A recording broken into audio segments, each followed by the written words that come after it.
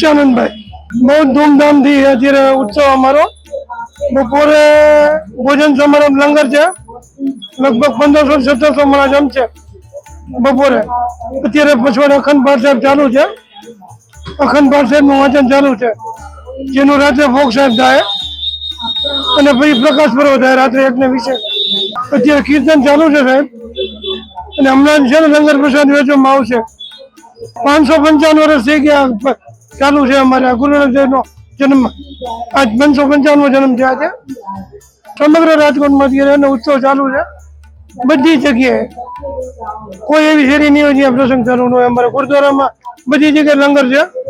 બધી જગ્યાએ લંગર બસ આ નામ સ્મરણ કરવાથી હે ને